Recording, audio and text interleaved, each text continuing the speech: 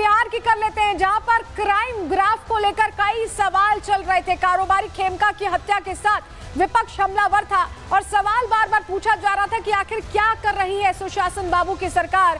तो सरकार ने अब इस पर जवाब दिया और इस बीच आपको बताएं सीधे प्रेस कॉन्फ्रेंस में लिए चलते हैं, जहां खेमका मर्डर को लेकर बड़ी जानकारी पुलिस दे रही है। प्रेस कॉन्फ्रेंस रहित किया गया, जहां तक ट्रेस मिला उस मोटरसाइकिल का, वहां तक तकनीकी जो एसआईटी की टीम है वो गई। उसके बाद मोटरसाइकिल की पहचान की गई, मोटरसाइकिल के पहचान के बाद उसके धारक, फिर उस व्यक्ति की पहचान की गई, उसकी गिरफ्तारी की गई।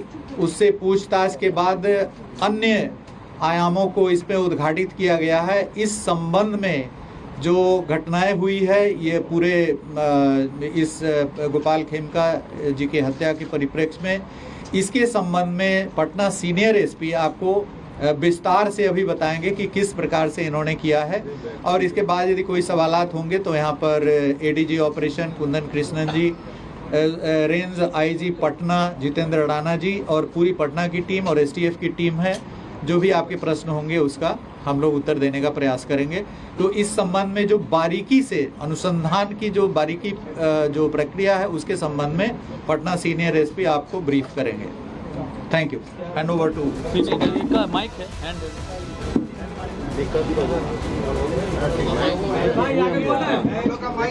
वो यही है सर हम लोग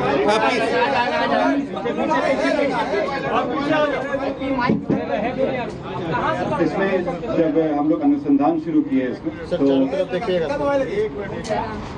जब अनुसंधान शुरू किया गया तो जहाँ पे घटना हुई थी उसके बाद सीसीटीवी का अवलोकन किया गया और वैज्ञानिक अनुसंधान प्रारंभ करते हुए जहाँ पे रिट्रीट हुआ था उस डायरेक्शन में आगे बढ़ा गया। इसी क्रम में बढ़ते बढ़ते हम लोग जहाँ पे जो अभियुक्त था वो जब भागा था उस घर तक पहुँचे। वहाँ पे जब छानबीन की गई तो एक मोटरसाइकिल हम लोग को मिली। मोटरसाइकिल के नंबर से टेम्परिंग करने की कोशिश की गई थी। जब उस मोटरसाइकिल के पास वाले घर की सर्च की गई तो उस घर से जो अभियुक्त जो कपड़ा पहने हुए थे वो बरामद हुआ, जो जूता बरामद हुआ, मास्क बरामद हुआ। उस घर में जो व्यक्ति थे उनको लाया गया पूछताछ करने के लिए। उनका नाम उमेश यादव। जब उनसे गहन पूछताछ की गई, इसके बारे में गहराई से पूछताछ की गई तो उनके द्वारा इस घटना की संलिप्तता स्वीकार की गई। साथ ही में उनके द्वारा बताया गया कि इस घटना में जो उनके द्वारा इस्तेमाल किया गया हथियार था वो घर में छिपा के रखे हैं। ये जब उनको बताया गया उसमें उनके घर के ऊपर वाले फ्लोर में, जो उनके भाई का फ्लोर है, घर है, उसमें ये बंद कमरे में रखे हुए थे। उस जगह की जब छानबीन की गई तो इनके घर से 59 राउंड गोलियां बरामद हुई। 56 राउंड 7.6 का था और 3 गोली 9mm का था। उसके अलावा जब घटना में जो इस्तेमाल हथियार था उसके साथ 2 मैगजीन मिला जिसमें 14 राउंड गोलियां थी। इसके बाद जब इनसे और पूछताछ की गई तो बताया ये कि अशोक साव का नाम लिए, ये इनको करीब 1.5 साल से जानते थे। दोनों ही बिहार शरीफ के थे और एक शादी के फंक्शन में मिले थे। तब से ये उनके लिए छोटा मोटा काम करते थे। करीब 1.5 महीना पहले इस षड्यंत्र को रचा गया था और इसमें इनको पहले लाया गया था कि ये शूटर और हथियार को इंतजाम करे। इस क्रम में पैसे भी दिए गए थे और इसमें बताया गया था अग्रिम में 50,000 रुपये दिए गए थे और बाकी काम होने के बाद 4 लाख की बात हुई थी इसमें। ये पहले अपने आसपास के जो शूटर रहे हैं उनसे कांटेक्ट किए ये।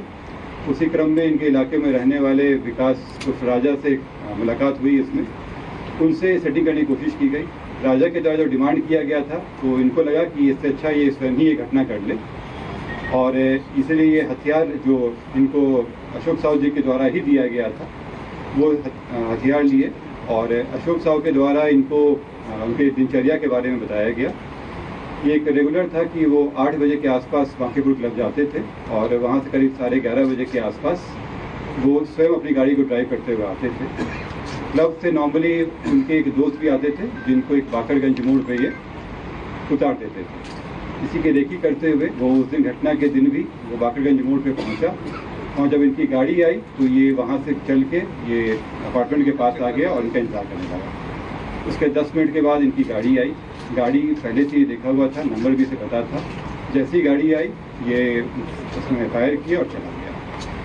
अगले दिन जैसे पहले से तय था इन लोग के द्वारा, ये लोग जेपी गंगा पथ पर मिले, ये और अशोक साहब, मालसामी थाना क्षेत्र में।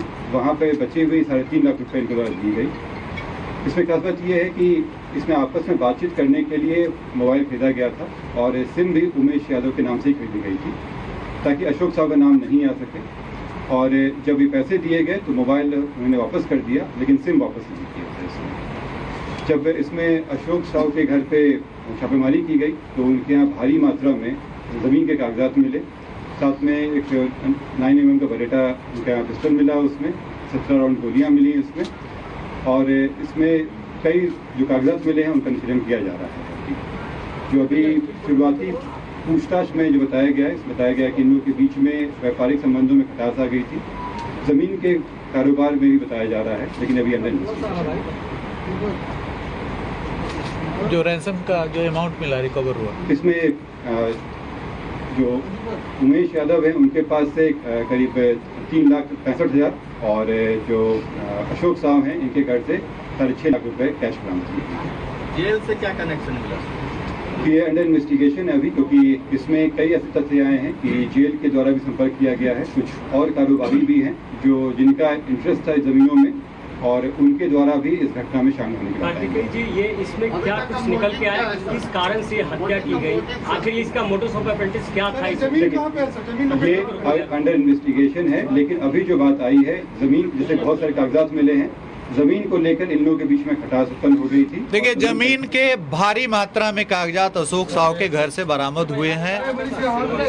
भारी मात्रा में कागजात हैं, 1-2 नहीं है बल्कि काफ़ी वो जब्त किए गए हैं। अब ये लिंक करना पड़ेगा, जो मृतक के पास जो सूचनाएं हैं उनके लैपटॉप में, उनके मोबाइल में, उनसे मैच कराया जाएगा। कुछ जो अशोक साहू के मोबाइल हैं उस मोबाइल। बिहार पुलिस की प्रेस कॉन्फ्रेंस आप सुन रहे थे, जिनमें बताया गया है कि कैसे सीसीटीवी की मदद से ये पूरा केस क्रैक किया गया। अशोक साहू जिनका पूरा खुलासा हुआ है कि वो शामिल थे, उनकी संलिप्तता थी, और जानकारी ये भी मिल रही है कि जमीन को लेकर ये पूरा मामला था जिसमें खेमका को मौत के घाट उतारा गया है। नीतीश कुमार देर से जागे, लेकिन उन्होंने कैसे योगी मॉडल माफ कीजिएगा अपनाया है, अब वो आपको बताने जा रहे हैं। जरा आपको बताएं कि इस पर सियासत भी हो रही है, क्योंकि अब इस मामले में एक्शन हो चुका है। एक शख्स का एनकाउंटर हुआ है जो हथियार सप्लाई कर रहा था, शूटर पकड़ा गया है, जो मुख्य साजिश करता था, जिसने सब प्लानिंग की, अशोक साहू, वो पकड़ा गया है। लेकिन अब जेडीयू ने कैसे ट्वीट किया है, देखिए, तेजस्वी पर निशाना साधा है। ये क्योंकि राजनीति का विषय बन गया था, कानून व्यवस्था पर सवाल उठाए जा रहे थे तेजस्वी की तरफ से। ट्वीट फुल फ्रेम करिएगा, जरा सुनवाइए लोगों को कि कैसे ट्वीट करके अब जेडीयू सवाल पूछे। के एपिसोड के गेस्ट, आइए स्वागत करते हैं आज के एपिसोड के गेस्ट राजद के राजकुमार फेलस्वी यादव का। आज इनके दिमाग को जांचा जाएगा।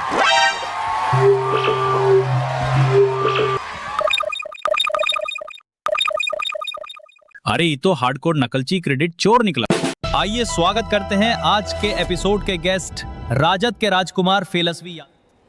तो देखा आपने, जेडीयू ट्वीट कर रहा है, वहीं आपको बताएं जीतन राम मांझी ने भी ट्वीट करके प्रश्न पूछा है। कहा है कि आपराधिक घटनाओं का मतलब ये थोड़ी ना है कि अपराधियों के डर से हम शासन राक्षसों के हाथ में सौंप देंगे, क्योंकि तेजस्वी कह रहे थे कि हमारी सरकार में ज्यादा अच्छी स्थिति थी। वो कह रहे हैं ये वह बिहार नहीं जहां माफिया मुख्यमंत्री निवास से आपराधिक घटनाओं को अंजाम दिलवाते थे, ये नया बिहार है जहां अपराधियों को उनकी ठोकाई शुरू हो गई। ये लिखा है जीतन राम मांझी ने। यानी जो एक्शन हुआ है उसको लेकर अब सत्ताधारी दल बता रहा है कि अब वो वाली सरकार नहीं है। जंगल राज का जो जिक्र आता था, जो कहा जा रहा था कि ये जंगल राज नहीं है तो क्या है, उस पर अब जेडीयू और मांझी पूरी तरह से सरकार को डिफेंड भी कर पा रहे हैं, क्योंकि एक्शन तो हो गया, एनकाउंटर भी हुआ है, कार्रवाई भी हुई है, खुलासे भी हो रहे हैं। लेकिन अभी भी आरजेडी इस मुद्दे को जिंदा रखना चाहती है, क्योंकि चुनावी मौसम है। कैसे वार पलटवार चल रहा है, इस रिपोर्ट के जरिए।